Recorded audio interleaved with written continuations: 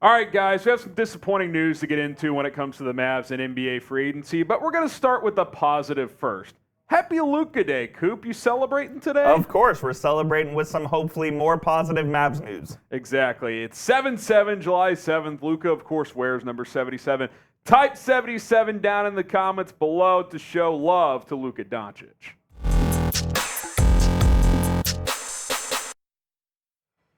All right, guys, Matisse Thybulle is not going to be a Maverick. Harrison Graham, Jeffrey Cooperstein here with you as the Trailblazers have matched the 3-year, $33 million contract offer sheet that the Mavs had made to Thybulle. Coop, not exactly a surprise here, but obviously there's a little disappointment because I think this is a player that could have helped Dallas out. Yeah, this was, I think, the expected outcome. Portland doesn't really have anything to lose by matching Thybulle. It's 3 years and $33 million. It's probably a slight overpay. That's kind of why I think the Mavs had a chance of actually getting this deal done. But it's not like Portland's going to compete every year. They're obviously a mess with the Damian Lillard situation and trying to get the best offer possible for him as well. So there's no downside to them matching this deal, and it's a shame for the Mavs that they didn't get Thybulle. Yeah, and look, I mean, Thybulle played his best ball of his career after getting traded to Portland last year at the deadline. So I don't think it's a huge surprise, and especially with them set to trade Damian Lillard, they're going with this youth movement. Thybulle is a young player. You see him shooting 39% from three on almost 4 attempts a game in a small sample size with Portland a year ago. And I think that's what intrigued the Mavs with how good of a defender he is and the promise he showed as a perimeter shooter down the stretch last season. But obviously, this is the first, I don't even say hiccup because the control was not in the Mavs' hands, but the first, I guess, I don't even know, setback's not the right word either, but first, I guess, plan that didn't go to plan for Dallas this offseason because, Coop, it's been documented, we've talked about it. Dallas has had a plan, they've stuck to it, and it's been executed well. This time, though, they obviously knew they didn't control the full outcome, and Portland decided to keep him around. Can't really knock Dallas for anything in this situation. And I'm glad that Portland didn't drag it out either. I know that's something that we had talked about as well. It allows the Mavs to be more flexible with whatever moves they want to make. So I'm glad that didn't happen, and I'm glad that we knew right away, basically, that Portland was going to match this deal so the Mavs can move on to other things. Yeah, so that is the good news in terms of Thybulle. We want you guys to chime in on today's news, though, with Matisse Thybulle staying in Portland. Are you happy? Are you sad? Do you have other feelings? Let us know in the comments. If you're happy that the Mavs didn't get Thybulle, maybe you're like, oh, it's an overpay. You're not a fan. Type H for happy. If you're sad about it, type S for sad. Definitely a little bummed, but I'm not surprised, so I can't really sit here and say it's some massive reaction one way or the other. Now, I think it's about what's next for the Mavericks, and Coop and I are going to explore that here coming up in just a moment. But first, Coop, let's keep the positive train going. Let's go. Hit 24,000 subscribers. I challenge you guys to get more new subs on yesterday's Grant Williams trade news than Celtics today, and they picked up a decent amount. We picked up over 300 new subscribers, and I promised you that I would take 3 fireball shots if we did that, and Coop has agreed to join me here. I'll join him. Are we going right now? I'm doing it right now. All right, Coop. let's do it. No time like the present. Okay. Here's shot number 1. Cheers. Cheers. Here's shot number 2. Cheers. Cheers. One more down the hatch. Cheers. There we go. With the fireball. Oh, Coop has some vodka behind the scenes somewhere. Listen, it's not even noon yet in Dallas, so that's what we're doing here. We're bringing you guys the heat. All right, let's talk about what's next here for the Dallas Mavericks. Coop, we've kind of just cooked up a few scenarios.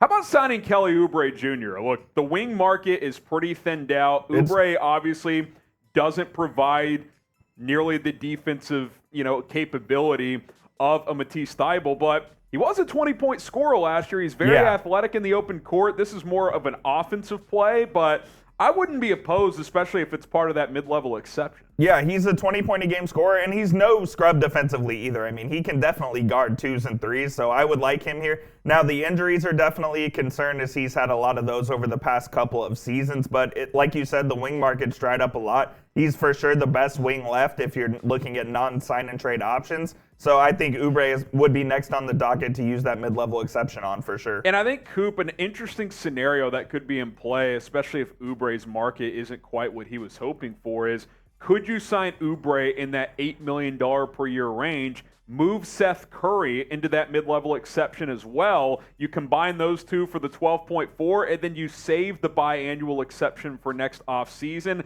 I think that scenario would be pretty appealing. You would have rather had Thybulle with his defense, but if those two players combine for your MLE, that's pretty good work for the Mavericks. I don't know what Oubre is going to command, but if that's a possibility, I'd be pretty happy with that. Yeah, the key for the Mavs is flexibility. So whatever they can do to maintain that, if it means signing Oubre for something less than the mid-level and fitting Seth into that, or signing another player and doing it as well to be able to keep the biannual for next year, or another guy this year, I think that's the move the Mavs should make for sure. How about sign and trade for PJ Washington now? I definitely think this scenario is greatly lessened after getting Grant Williams yesterday because there's some positional similarity there.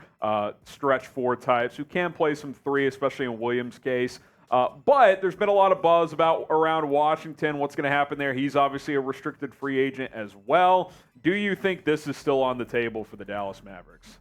It's on the table, but I think it's the Mavs have the decision to make whether it's a sign and trade for PJ Washington or you're trying to get a center. I think so too. Because if he wants $18 million a year, according to reports, well, the only way he gets $18 million a year is from Charlotte, because his max offer sheet that he can sign is somewhere in like the 4 for 54 range. Grant Williams deal. Yeah, exactly. So if he wants $18 million a year, a sign and trade is the only thing that could possibly happen. I'm not sure if the Mavs want to go this route because I still think they want to upgrade at the center spot. Now, what they could do is just sign an offer sheet that you just did for Thybulle and see what Charlotte does. Sure. They would match that immediately, but hey, you make them do it. I'd be hesitant for a sign and trade, Coop, because you would have to include Tim Hardaway in that deal, which means then trading for a center is dead. Like there's it's off the table. Yeah. You don't have enough assets to get that done, I don't think. Maybe a guy like Ivica Zubac would still be gettable, but even that seems unlikely. So I think I would probably steer clear of Washington and pivot to our next idea, which is focusing on trading for a center now. Like, how about the combination of signing Oubre and trading for a center? Like, would that be so bad? I mean, that's what we were just clamoring for with Thybulle and a center. Like, DeAndre Ayton, and we should talk about this, Coop. You got 2 extra second-round picks in the Grant Williams trade. Those details came in after we dropped the video yesterday. So what if you revisit, here are the Williams trade details, by the way, where Dallas gets 2 second-round picks, but what if you revisit, Coop, the Holmes, McGee, and Hardaway for Ayton trade, and now you throw the 2 second-round picks? Like, I don't know if those 2 seconds are enough to get it done, but you've got more ammunition than you once did. Yeah, that could definitely sweeten the deal for Phoenix as well. And the Mavs also added Grant Williams, who, if you recall, it has the same agent as Luka and DeAndre Ayton and Bill Duffy. So maybe the connection could be made there to finally get this deal done. I still don't buy the notion that Phoenix wants to go into next season with DeAndre Ayton, despite what's being reported out there. It just seems like that marriage has run its course, and they're heading for an ugly divorce. I think the Mavs can take advantage of that, whether it's this offseason, maybe at the trade deadline, I'm not sure. But I don't think DeAndre Ayton will be in Phoenix for the entirety of that contract. Yeah, and look, the center trade, maybe it is something that gets revisited at the deadline. Maybe it's you start with the trio you have of Holmes, Lively, and Powell. Mark Stein has tripled down. JaVale McGee is not going to be on this roster, whether it's trading him or stretch waiving him, but that's something to consider as well. Other centers that are out there, maybe Myles Turner. That seems like a long shot, though. Clint Capela, do you revisit the talks with Atlanta? Jared Allen, Ivica Zubac, if you want to go. I like Zubac a lot, yeah. Cheaper route, like, could you get Zubac without giving up Hardaway? If nothing, for the fact that he kills the Mavs every single time he plays us. I think he'd be the best center you have. He would be. I mean, could you do Holmes in 2 seconds for Zubac? And you get Luka, or not a Serbian, but a Balkan drinking buddy to listen. That's never a bad appease thing. Him. Never a bad thing. Cheers, fellas. Okay, trade for Pascal Siakam. I just kind of wanted to throw this one in there. If you still want to get an upgrade at that wing spot, 3-4 guy here in Siakam. There's been a lot of buzz the last 48 hours, Coop, around Siakam. Latest report, the Clippers are interested. I think Boston sneakily might be lurking here with the moves they've made. Maybe they make a move for Siakam. I think they've compiled like 7 second-round picks and a first this offseason, so they've quietly added some draft capital if they want to make a move. And he's a rental. He's on the final year of his deal. So I think trading for him for not a just crazy trade offer could be a possibility for a team. And, maybe the Mavs get in there. Is Hardaway your 2027 first? Josh Green and Jaden Hardy, something along those lines. Is that enough to get Siakam? Maybe you have to throw Kleba in there as well. Yeah, I don't know if the Mavs have the assets to get a Pascal Siakam deal done. Obviously, I would love him in Dallas. I think he would be the perfect fit Great number 3. At that 4 position. Yeah, he's a fantastic number 3 on a contending team, and I think that would be unbelievable. I just don't see this deal getting done because of the Mavericks' lack of overall assets that Toronto would want. So I think power ranking what's most likely here. I think trading for a center. I think it's kind of in order, honestly. Well, I think they've wanted to trade for a center all along. Yeah. So I think that would be number 1. Oubre or Washington, there hadn't been a lot of Oubre buzz, but maybe that. I'd probably say Oubre is more likely than Washington. I think it's more likely too. Washington, Siakam, kind of distant 3 and 4 there. So, but based on the latest trade rumors around the league and just conversations and players who are out there, I think those are scenarios that are at least plausible. What do you guys think? What should the Mavericks do next? Let us know in the comments section down below and join that conversation. Now, Coop, we do need to give Nico Harrison a pat on the back because even though Thybulle didn't work out, we still want to include that in this moves here because they did sign with the offer sheet for force Portland to make a decision. Up to this point, look, even if nothing else notable happens, I still think it's been a pretty damn good offseason for the Mavericks, especially when you consider some of the shortcomings in the past. Yeah, and it started right in the draft. You dumped Davis Bertans' salary onto OKC, trading back to number 12 and drafting Derek Lively, who they think is their center of the future. And they're starting that development right away here. They brought in Tyson Chandler to be a summer league coach. Some clips on social media of those two working together. And the player comp for him coming out was Tyson Chandler, so that's a great move by the Mavs there. And then getting Olivier Maxence Prosper with the 24th pick by taking on Richaun Holmes. So you get 2 players for literally nothing, just taking on Richaun Holmes' contract. Who might start for this team. Yeah, I was going to say, even if they don't trade for a center, Richaun Holmes is still an upgrade over what they had. Obviously, you took care of the number 1 priority of the offseason by re-signing Kyrie Irving, and then you bring a couple of familiar faces back in Seth Curry and Dwight Powell, and obviously the move that happened last night, trading for Grant Williams. The Matisse Thybulle thing didn't work out, but I think Nico deserves a lot of credit for what he's done this offseason. But I think the process was smart there. Hey, let's sign this guy to an offer sheet. He fits what we're trying to do. If it doesn't work, it doesn't work. I feel like in the past, Coop, the Thybulle offer sheet would have been like the biggest thing they did, and then it wouldn't have worked out. Whereas this time, it was like domino 5 or 6. If it works, cool. If not, it is what it is. It's out of your control since he is a restricted free agent. Well, I'll never forget the summer of 2019 when the Mavs signed Kristaps to the max deal. Instead of going out and working deals for free agents, they were just celebrating at dinner with Porzingis, and it was just a disaster of an offseason that frankly set the Mavericks back a couple of years. So I'm glad that they're being actually proactive this offseason instead of reactive. They always had one big move in their bag, and that move never worked out, and then they didn't really know how to respond to the punch. Yeah,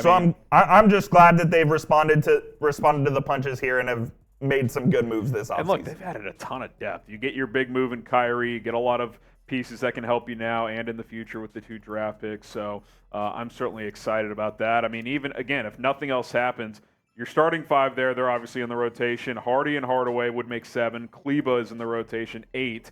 I think that Dwight Powell would probably still get some minutes, 9. And look, I think Prosper, based on what you have right now, would probably have to play. He would play. Because you would need some defensive perimeter wing play. So that gets you up to 10. Derek Lively probably gets at least a few minutes. So you're 11 deep. Exum, does he play occasionally? Maybe. Exum will be the Frank Ntilikina guy. He'll play in case of emergency. Yeah, load management nights. But again, Coop and I are on the same page. We definitely think there's more coming here. You still have the full or close to the full mid-level exception. So keep it locked in here. Oh, by the way, we should tease this live show tomorrow. Yes, we are going live. Live on the channel. I don't know what time yet. Early afternoon, maybe. We'll kind of work that out. Subscribe and keep tabs on the community page here on the channel. We will come up with the time and put that out there. So appreciate you guys. We'll be live tomorrow. We'll take some of your questions as well. So for Coop, I'm Harrison. If more news drops, we got you covered.